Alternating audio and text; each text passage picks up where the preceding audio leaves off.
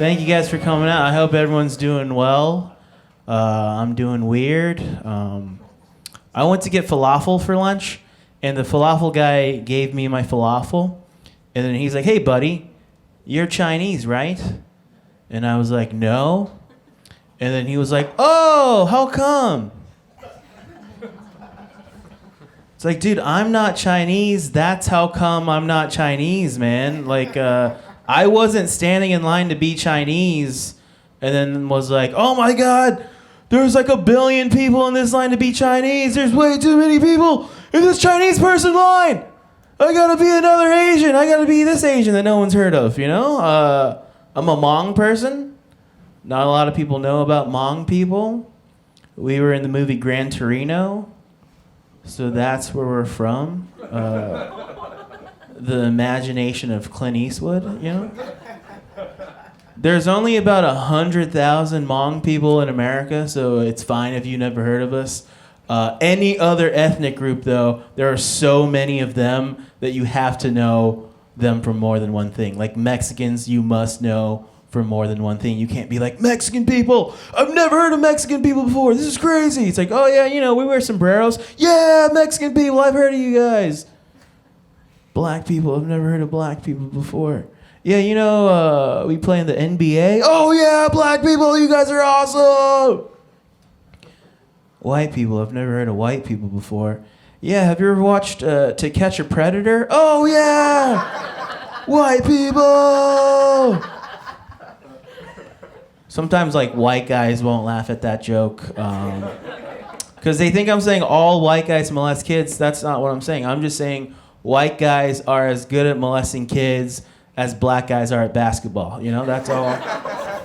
That's all I'm saying. Obviously, don't do it, but you're the Michael Jordans of it. So suppress it, you know, so keep it down. Don't act on that. My girlfriend is white, which is pretty cool. We've been together for 7 years. It's the American dream come true. She's blonde with big boobs, which is awesome because my celebrity crush is Kate Upton, who is also blonde with big boobs. Perfect match. It's awesome. Her celebrity crush is Zac Efron. Not awesome. Not a match. Not sure what she's doing. He looks great without a shirt on. He has a great body. He's ripped. He's shredded. You know what I look like without a shirt on? I look like a guy who had to develop a sense of humor. That's what I look like. He has that pelvic cut that sexy guys have. Have you seen those guys? Yeah, that's amazing. How do you get a pelvic cut? Are you just fucking so many women that your pelvis became ripped? You know, I go to the gym.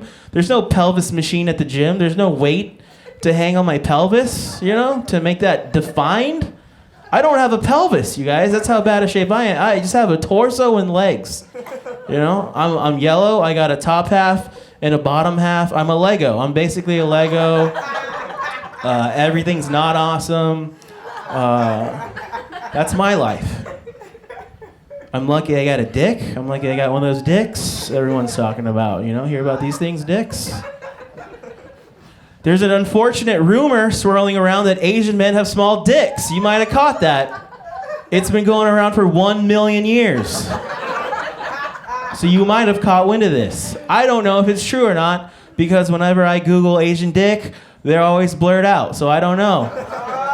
I'm not sure what an Asian dick looks like. What I do know for a fact is that Asian men, we make up the largest population of males on the entire planet. So we got the most dicks. We have the majority of the world's dicks. By volume, we're crushing it, okay?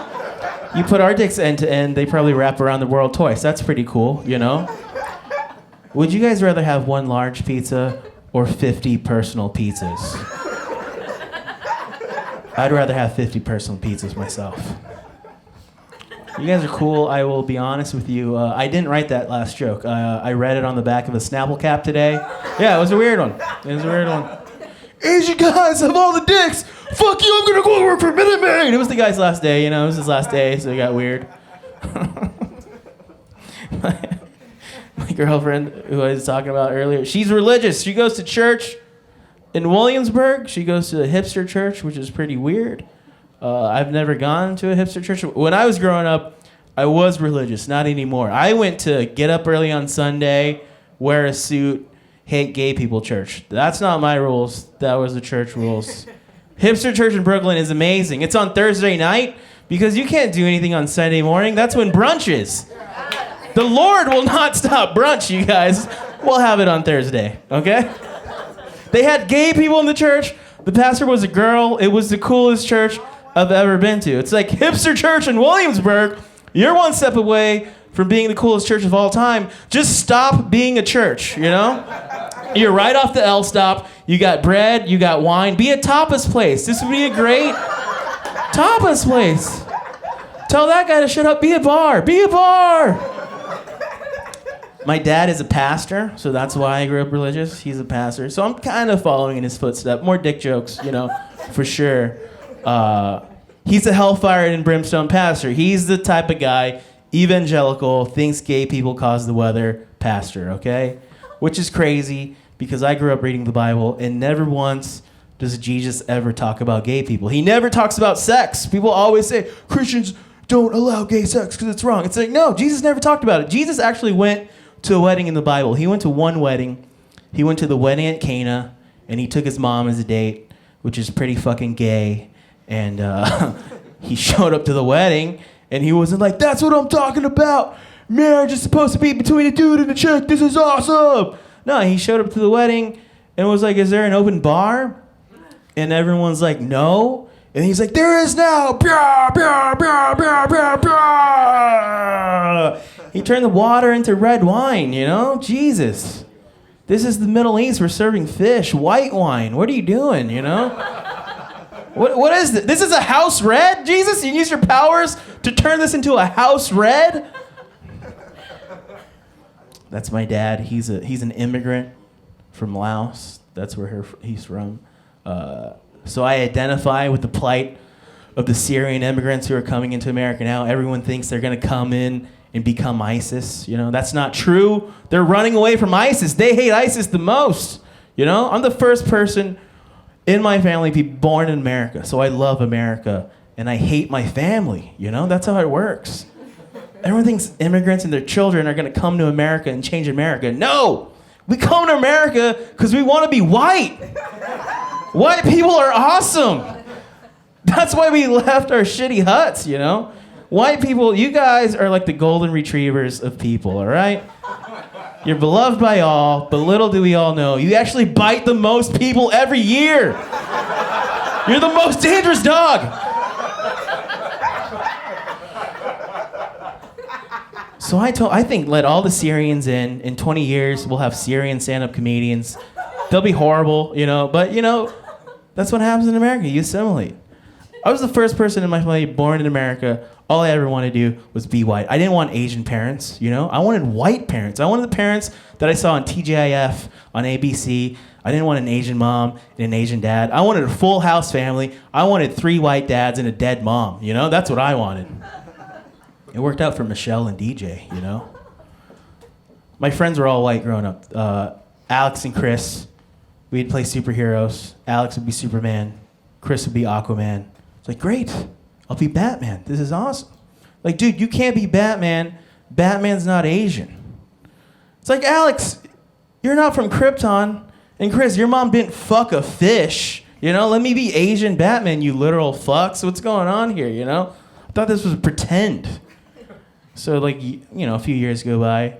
We're playing Power Rangers. It's like, all right, I'm gonna be the Blue Ranger. I'm gonna be the Green Ranger. It's like, all right, cool. I'm gonna be the Black Ranger. He's my favorite. He's like, you're not black. You gotta be the Yellow Ranger. It's like, what? She's a girl. Just shut up and be the Yellow Ranger, faggot. It's like, whoa. But it was the 90s, you know, so we could say faggot. We didn't know it was bad yet. So I had to be the girl. I had to be the Yellow Ranger. And then Pokemon got popular. And then they're like, all right, Bryan, you can just be everybody. It's like, oh, that's not cool. You know? That's not cool at all. You guys are a pretty sweet audience, I will say that. You guys are cool for hanging out. I will admit to you guys right now that I'm not good at comedy, you know? I got a joke with no punchline, but I still do it because when they book you on a show, they book you for an allotment of time, so you have to talk for that amount of time. So this joke has no punchline, but it gets me closer to that allotment of time, you know? So here's the joke, right? Hey, you know how Barnes & Noble sells the Nook? Guys, Barnes & Noble selling the Nook, that's like... And then I don't know what that's like, you know? Like, some people are looking at me like I'm crazy, but I totally told you guys that's all the joke's gonna be, you know? But I agree, like, there should definitely be a punchline there. It should definitely be like, Barnes & Noble selling the Nook, that's like a boo. And then you guys should be like, oh my God, that's exactly like a boo. This guy's great. We're all gonna laugh in unison. Bryan. But that's it, you know, that's it for that joke. And we're closer to the allotment of time, you know?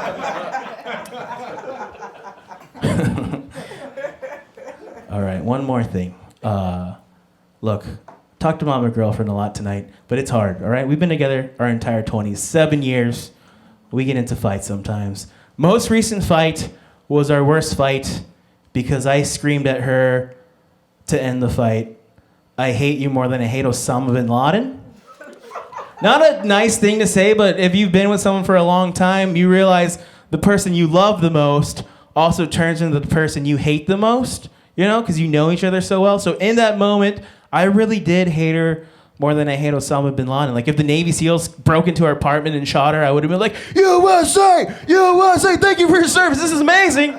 It's because now I see where my tax dollars go. This is crazy. Thank you so much. Like, obviously, we've been together for 7 years. I want to marry her. I want to have kids with her. But in that fight, I really hated her more than I hate Osama bin Laden. Like, I wanted the government to hunt her down for 10 years, start a war with another girlfriend that had nothing to do with my girlfriend, eventually find my girlfriend in the compound, shoot her in the head, and throw her in the ocean. I don't give a fuck. You know, I was mad. And yeah, people don't like that joke because it talks about me killing my girlfriend. And bin Laden deserved it because he did a 9/11 or whatever. But she does little 9/11s on my heart every day. And that adds up, you know. That hurts too. Emotional damage, that's a thing, you know. She fights, you know. She fights too. She stands up for herself. I'm not a bully. After that fight, she's like, do you even know what it's like to be in a relationship with somebody like you, Bryan? I was like, I don't know. Is it like Barnes & Noble selling the Nook? Because I don't know what that's like. All right, thank you guys so much. You guys were awesome. Give it up for Eli, everybody. Bryan Yang, everybody. Oh, man.